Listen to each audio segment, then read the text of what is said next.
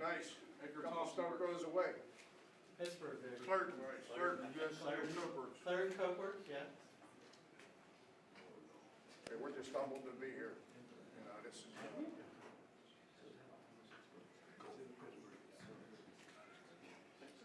We're everywhere. Pittsburgh Plaza, we're everywhere. I hope you guys got some good insurance on your cameras, man. God, Steeler man. fans travel well, remember Yeah. that? Pittsburgh Steeler Nation. Yeah. We got some Ravens fans back there. Yeah. They're killing it. Right. Can't be a perfect, it's not a perfect world. They're haters. Ravens used to be Cleveland, right? Back here. Oh, we're good, we're good.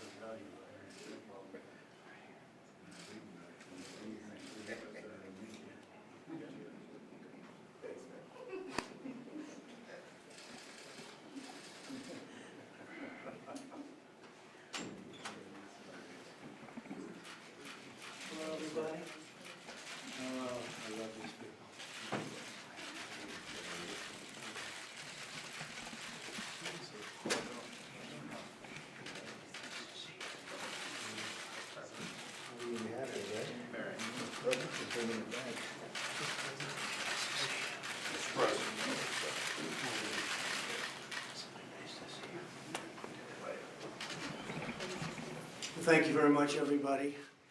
I'm honored to be here with our incredible steel and aluminum workers, and you are truly the backbone of America. You know. This is an NBC News special report.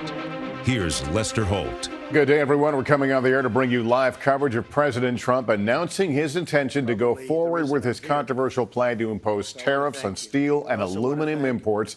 He's about to sign a proclamation to that effect. Let's take you to the Roosevelt Room now live. Secretary Ross, Peter Navarro, Mike Pence, our great vice president. They've worked so hard on getting this going and getting it done, and people are starting to realize how important it is. We have to protect and build our steel and aluminum industries, while at the same time showing great flexibility and cooperation toward those that are really friends of ours, both on a trade basis and a military basis.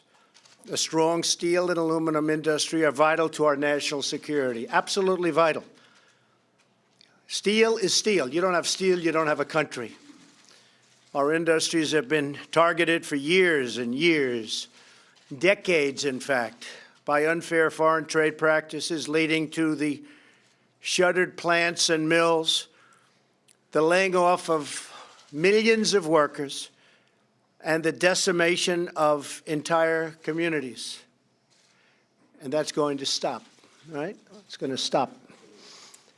This is not merely an economic disaster, but it's a security disaster. We want to build our ships, we want to build our planes, we want to build our military equipment with steel, with aluminum from our country. And now we're finally taking action to correct this long overdue problem. It's a travesty. Today, I'm defending America's national security by placing tariffs on foreign imports of steel and aluminum. We will have a 25% tariff on foreign steel and a 10% tariff on foreign aluminum when the product comes across our borders. It's a process called dumping, and they dumped more than at any time on any nation, anywhere in the world. And it drove our plants out of business, it drove our factories out of business.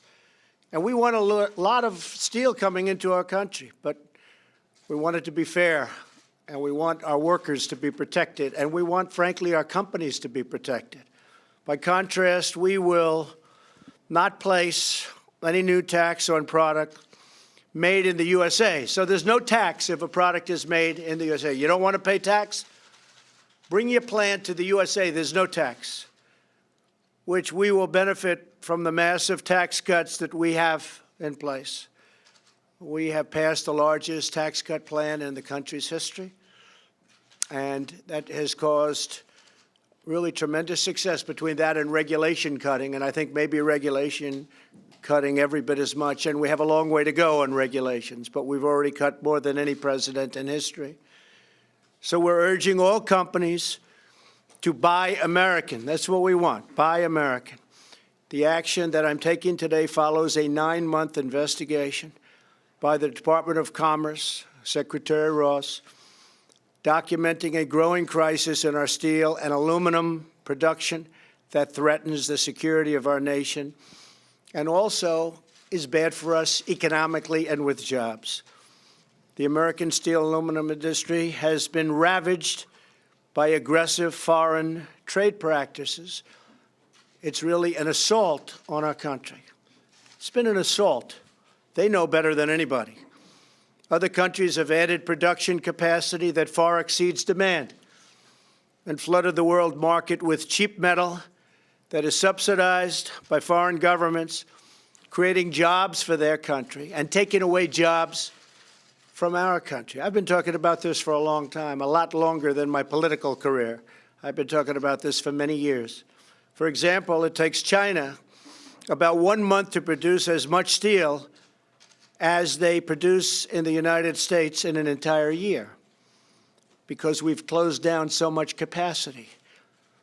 Plants closed all over the United States, and some plants I see, massive plants from 40 years ago, and they're working now in a little corner of the building. Well, we're going to get those buildings open again and producing again. And that's going to be a great thing for our country. And this is only the first stop.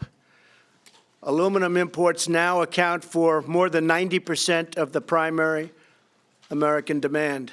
Over the last 2 decades, nearly 2/3 of American raw steel companies have gone out of business. More than 1/3 of the steel jobs have disappeared.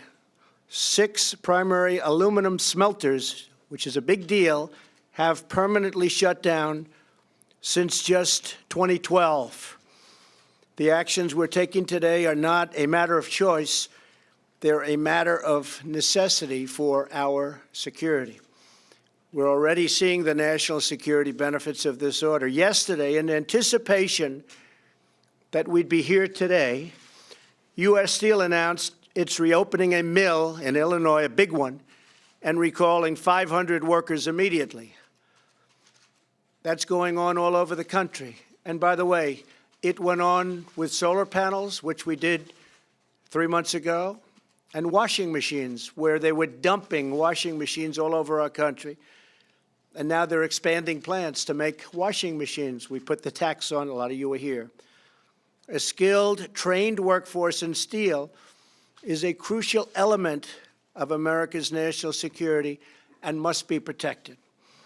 After the signing of this proclamation, Century Aluminum in Kentucky, Century is a great company, will be investing over $100 million to restart and upgrade their idled military-grade, high-quality aluminum production, which is also critically important to our national security. That's 150,000 additional tons of aluminum. And think of it, this is a closed plant, and now they're doing 150,000 tons. Production and an additional 300 workers, and ultimately many more hired in the great state of Kentucky. A package of sometimes $90,000 per worker. Our greatest presidents all understood, from Washington to Lincoln to Jackson to Teddy Roosevelt, that America must have a strong, vibrant, and independent manufacturing base. Has to have it. President McKinley, who felt very, very strongly about this, the country was very, very successful. We actually operated out of cash flow, if you can believe it. The protective tariff policy of the Republicans, he said, has made the lives of masses of our countrymen sweeter and brighter and brighter and brighter. It is the best for our citizenship and our civilization, and it opens up a higher and better destiny for our people. Many politicians lamented the decline of our once proud industries, and many countries denounced global excess capacity. But no one took action. All of our politicians, they saw what was happening to our country. I've seen it for 25 years. I've been talking about it. Talked about Japan, talked about China. But the politicians never did anything about it. But now they are. Our factories were left to rot and to rust all over the place. Thriving communities turned into ghost towns. You guys know that, right? Not any longer. The workers who poured their souls into building this great nation were betrayed. But that betrayal is now over. I'm delivering on a promise I made during the campaign, and I've been making it for a good part of my life. If I ever did this, I never really thought I would. I said, let's run for president, and look what happened. And part of the reason it happened is you. And my message having to do with you, and other messages also. Security, military, the wall, the border, a lot of good messages, but this was one of the most important.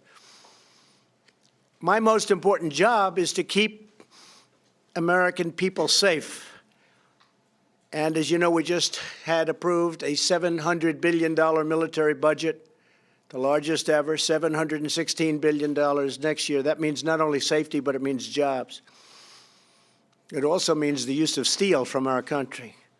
But if the same goals can be accomplished by other means, America will remain open to modifying or removing the tariffs for individual nations as long as we can agree on a way to ensure that their products no longer threaten our security. So I've put Ambassador Lighthizer, great gentleman, in charge of negotiating with countries that seek an alternative to the steel and aluminum tariffs.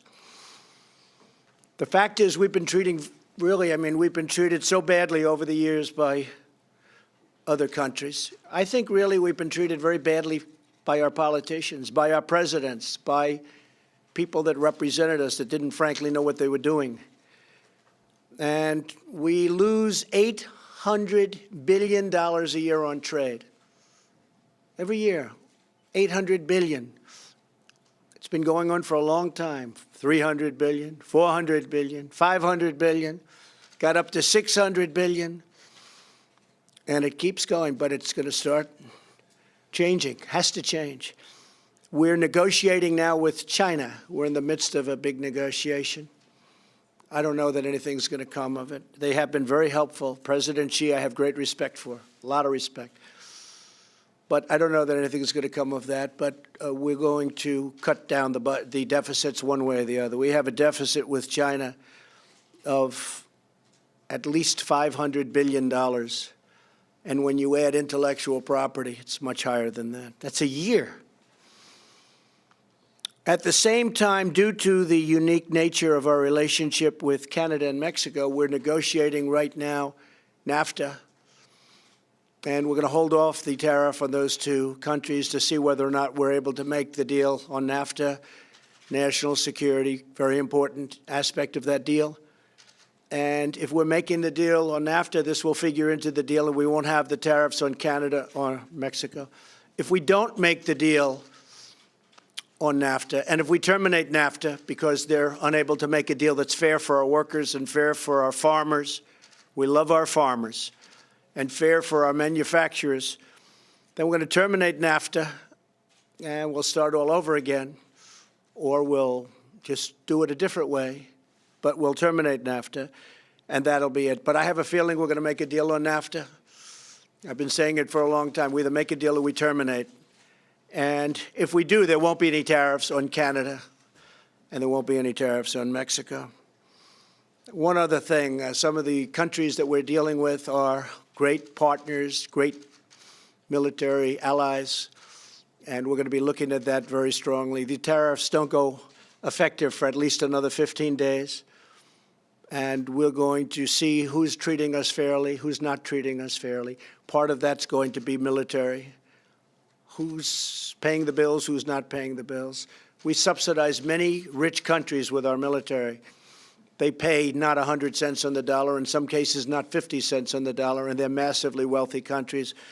So we have to stop that. And that will enter into the equation also. Very interesting, I saw a tweet just came in from Elon Musk, who's using our wonderful space facilities and did a great job 3 weeks ago. He said, for example, an American car going to China pays 25% import duty, but a Chinese car coming to the United States only pays 2.5%, a tenfold difference. So an American car going to China, think of that, pays 25% import duty. So we send our car over there, pay 25%. They send their car over here, 2.5%. 10 points, that's from Elon, but everybody knows it. They've known it for years, they never did anything about it. It's got to change. We're going to be doing a reciprocal tax program at some point, so that if China is going to charge us 25%, or if India is going to charge us 75%, and we charge them nothing, if they're at 50, or they're at 75, or they're at 25, we're going to be at those same numbers. It's called reciprocal. It's a mirror tax. So they charge us 50, we charge them 50. Right now, they'll charge us 50, we charge them nothing. Doesn't work. So that's called a reciprocal tax, or mirror tax, and we're going to be doing a lot of that. It's the first year, we've really set the stage. A lot of it had to do with structurally, we had to go through certain procedures in order to get to this point, but now we're at this point. American companies have not been treated fairly. And some American companies, frankly, have taken advantage of it and gone to other countries and developed in Mexico massive automobile plants, taking our jobs away and taking our companies down to Mexico to make the cars. And then they send them right across the border without tax, without anything. So we lose the jobs, they make the cars, they get all the benefits, then they sell the cars back into the United States. So we're changing things, and we're going to have a lot of great relationships. I think companies are going to be very happy in the end. I think that countries are going to be very happy. We're going to show great flexibility. And again, many of the countries that treat us the worst on trade and on military are our allies, as they like to call them. So we just want fairness. We just want fairness. We want everything to be reciprocal. And I think in the end, we're going to have a lot of great jobs. We're going to have a lot of great companies all coming back into our country. You see it the other day. Chrysler announced they're leaving Mexico. They're coming back into Michigan with a big plant. You haven't seen that in a long time, folks. You haven't seen that in a long time. So because I sort of grew up with this group of people, I know a lot about the steel industry, and I know a lot about the aluminum industry. We're going to bring them back.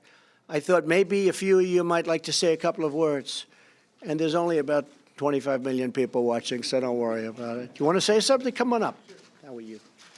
Good, please. My name's Dusty Stevens. I work at Hallsville, Kentucky. Right now, we're running at 40% capacity. 2 years ago, we shut down 60% of the capacity when we had a downturn in the market. My father worked in the industry and worked at that plant for 40 years, so this hits home for all of us at Hallsville. By these tariffs going into place, this gives us the ability to come back to 100% capacity, investing over $100 million to our plant, and over 300 and some odd jobs will be brought back to the communities. So I'd like to say thank you. Thank you very much. Thank you very much. President Trump flanked by One workers thing in the steel and also, aluminum industry the as the quality president is about to sign a proclamation nearly making official that surprise announcement of last week that he will go forward with a tariffs 25% on imported steel, 10% on imported aluminum. As you know, he's gotten a lot of pushback, even from within his own party, even his own administration, about where this may lead in terms of igniting a trade war. Let's go to our chief White House correspondent, Hallie Jackson. She is in the West Wing briefing room. Hallie, what's the next step here?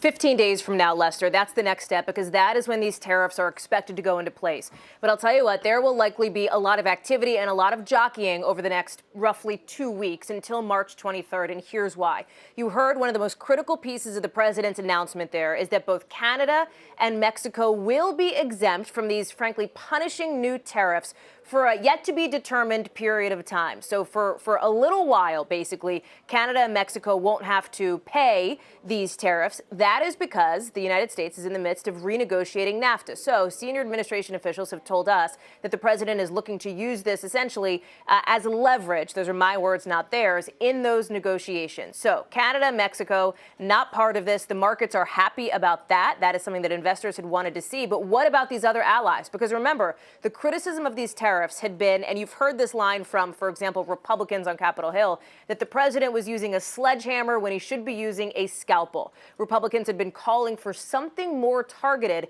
The president is leaving open the possibility that other countries could also be exempt, Lester. That's what we'll see in the next 15 days. Hallie Jackson, thanks. The president saying he's defending national security by this decision today, but again, noting that there will consider relief for those that are really friends on a trade and military basis. We'll have a lot more. We see you tonight on NBC Nightly News. For now, I'm Lester Holt, NBC News, New York. Good day.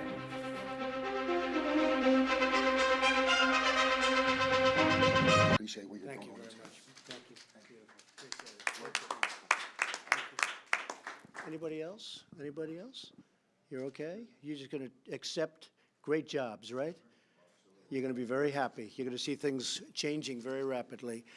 So it's really my honor to start this process. It's going to be a very fair process. It's going to be very fair to other countries, especially those that treat us well. And we look forward to it. And we look forward to having lots of mills opening up, lots of plants opening up, both steel and aluminum, and other things. We'll be doing other things, very positive things. But you are great people. Would you like to take a picture in the Oval Office? I assume you've all been many times into the Oval Office. Come on, let's go and do that. Let's go and do that. Yes, I'm going to do. We'll go into the Oval Office. We're going to sign this up. We'll go into the Oval Office. We'll have a picture, okay? Okay, thank you.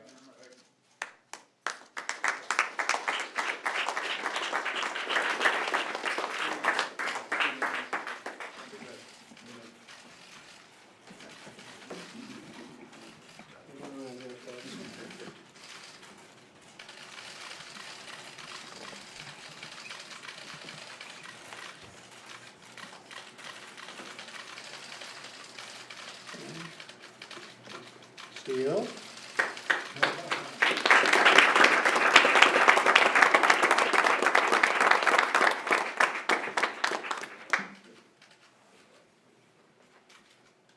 Hello, Marisha.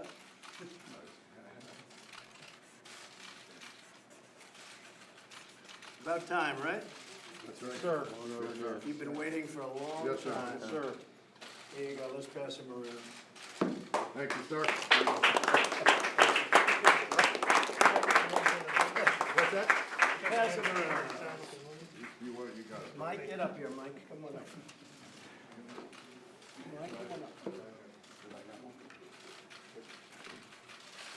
Let's go take a picture in the Oval Office, okay? Yes, sir. Thank you very much, everybody. Thank you. All right. It's going to be a great day. Thank you. Great day. How do you plan to combat transshipping? Transshipping of steel and aluminum from other countries? We're going to stop the transshipping, or we're going to let it happen, but they got to pay.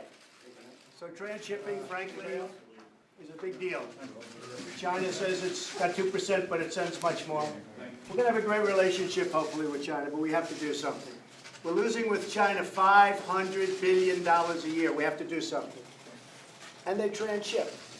And we're going to accept their product, but it's going to cost a lot of money from the standpoint of the transshipper. Okay? Thank you very much, everybody. Thank you.